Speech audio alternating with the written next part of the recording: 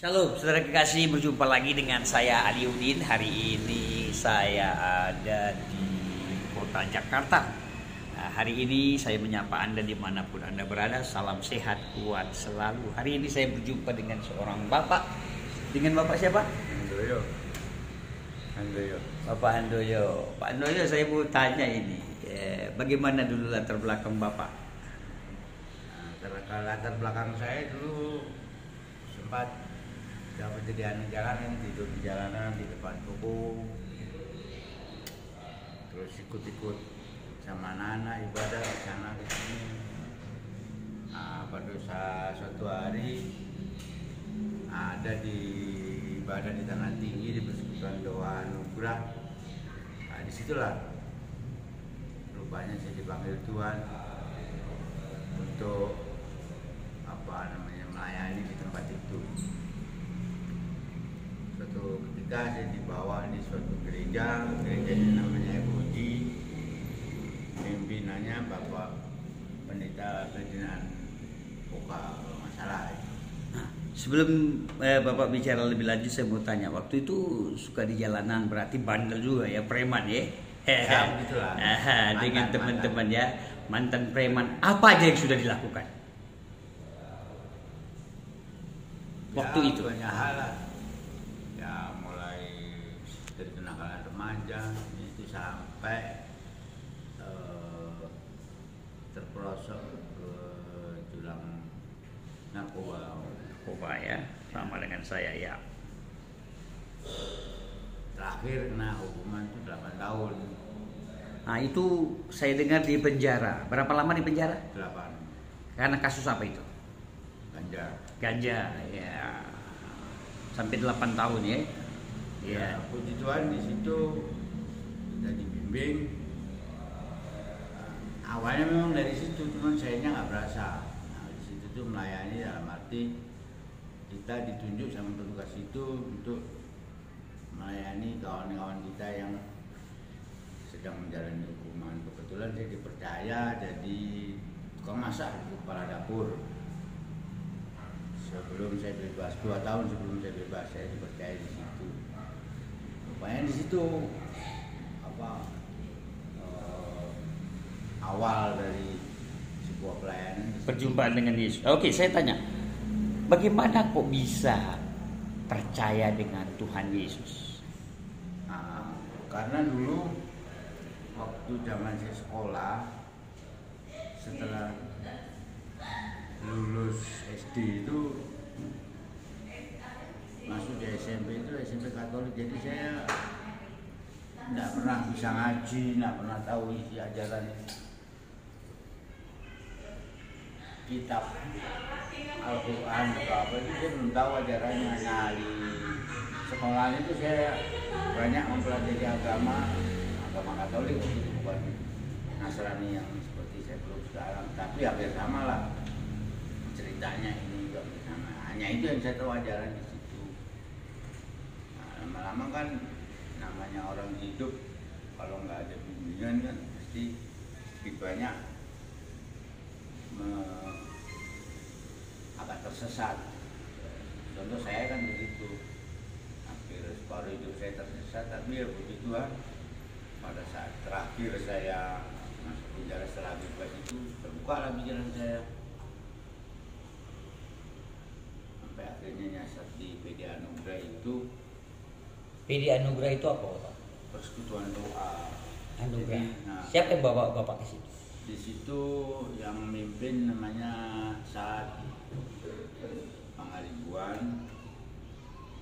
Nah, dia cuma mengumpulkan orang-orang marginal itu yang untuk ibadah atau apa dikumpulkan di situ. Dia datangkan seorang hamba Tuhan dari mana saja, dia kenalan, ya yang bisa bertumbuh ya bertumbuh, yang nggak mau bertumbuh ya tetap aja seperti itu. Ya, tapi puji Tuhan waktu itu saya dibawa di gereja FOG. Nah, itu saya dikasih pengarahan gitu, kemudian saya dibaptis. Setelah 1 bulan saya dibaptis, percaya, dia kasih kerjaan saya di satu sekolahan. Nama sekolahnya Christian International Academy, yang membawa saya ke situ pendoa dari gereja itu, yaitu Bu Mercy Pasakolo dan suaminya Christian Suno itu, dan anaknya sekolah di situ. Puji Tuhan, karena keyakinan saya dan ini kerja saya benar, ada kemauan. Baru 2 hari di situ saya dipercaya dikasih kunci kantor itu. Saya juga bingung, waduh. Ini kunci PD Bukan, tadi. kunci sekolahan tadi. Sampai segitu percayanya. Nah, akhirnya di situ berjalan selama 6 tahun saya dipercaya di situ. Nah, terus berjalan terus dengan baik, tanpa ada satu masalah atau apapun juga. Tiba akhirnya pada masa krisis pandemi ini, nah, itu di situ masa kerja saya berkurang, sebulan paling 1 hari, 3 hari masuk, dan gaji juga dipotong. Puji Tuhan, selama saya melayani di gereja tempat saya beribadah itu di Utisaraya itu, pagi saya di Utisaraya, sore saya bantu kawan saya yang Pak saat ini di yang PD Anugerah ini ke gerejanya Pak Salasi Mari-Mari, yaitu GPI Narwastu, hanya membantu aja sih. Malam-malam mungkin beliau percaya masih melihat kemauan saya, tanya bagaimana latar belakang saya. Beliau buka usaha penginapan Wisma Talenta. Sekarang saya pas masa pandemi itu saya dipanggil ke sini. Kebetulan saya ada di rumah, tawarin begini ya, saya tanpa berpikir panjang mau gaji besar mau gaji apa, yang penting ada perubahan dalam kehidupan saya, saya terima. Sampai saat ini saya dipercaya di sini, puji Tuhan. Amin. Apa yang Bapak alami, perubahan apa yang membuat pengalaman Bapak sekarang ini bersama dengan Tuhan? Ya itu karena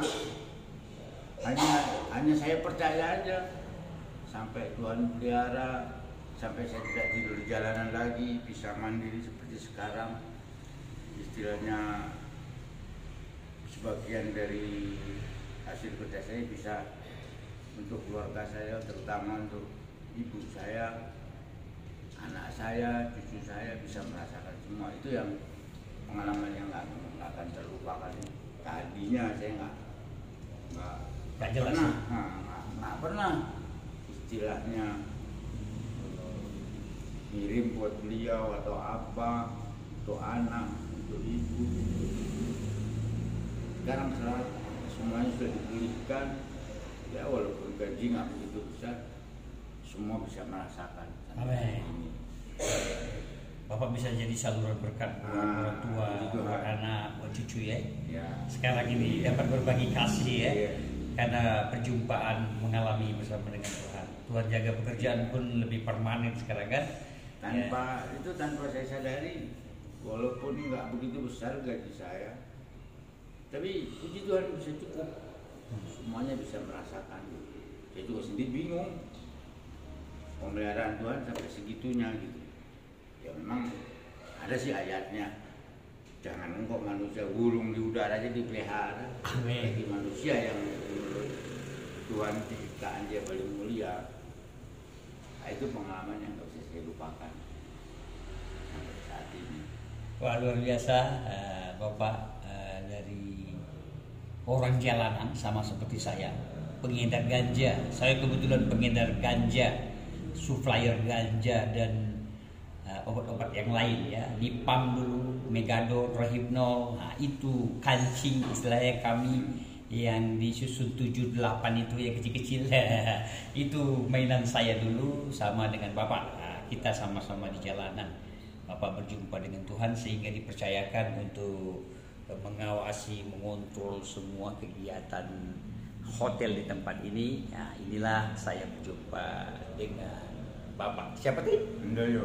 Bapak Handoyo yang sangat luar biasa. Tuhan panggil sehingga Tuhan jamah betul-betul dan diberkati oleh Tuhan dapat membagikan saluran berkat buat orang tua, anak-anak dan cucu. Apa kerinduan Bapak sekarang sebelum saya tutup? Kerinduan Bapak, mungkin Bapak bisa bicara kepada keluarga, saudara atau orang-orang Kristen atau orang-orang sebelah kita, saudara kita yang menyaksikan ini. Apa kerinduannya Pak? Silakan sebelum tutup. Ya kerinduan saya ya, marilah kita bersungguh-sungguh untuk percaya sama Tuhan gitu loh. Jadi jangan setengah-setengah. Kalau kita setengah-setengah ya Tuhan ngasih berkatnya juga setengah-setengah. Jadi kita asal yakin aja dan kita jalankan bagian kita, Tuhan jalankan bagiannya Tuhan. Semua pasti berjalan lancar dan semua bisa dipulihkan. Jangan kok mengandalkan ini itu. Perlu itu. Yang penting kita yakin dan percaya, lakukan bagian kita, Tuhan pasti akan lakukan bagiannya. Itu aja kerinduan saya. Biar semua teman-teman yang masih di jalanan seperti saya itu begitu, punyalah kerinduan seperti itu. Percaya aja, lakukan bagian kita. Mari kita sama-sama memberikan sesuatu yang baik buat keluarga kita, buat sesama kita. Mungkin Tuhan juga akan pulihkan nanti. Ini semua akan berjalan dengan sendirinya tanpa kita sadari. Amin. Ya. Itu aja kerinduan saya. Itulah perkataan dari Bapak. Lakukanlah, percaya aja dengan Tuhan. Ayat lain mengatakan carilah dahulu kerajaan Allah dan kebenarannya, maka yang lain-lain akan ditambahkan. Luar biasa, Bapak ini mengalami perjumpaan dengan Tuhan. Kami sama-sama dari latar belakang yang sedikit mirip. Hari ini kami berjumpa kembali hari ini. Saya dari orang jalanan, Bapak juga dari jalanan. Kami berjumpa dalam kasih Tuhan, saudara kekasih dalam Kristus. Luar biasa, Tuhan menjamah Bapak Handoyo. Hari ini berjumpa dengan saya kembali. Hari ini kami hadir di suatu tempat dan kami penuh sukacita karena Tuhan pertemukan. Terima kasih. Tuhan Yesus memberkati. Salam sehat, kuat selalu. Amin. Amin.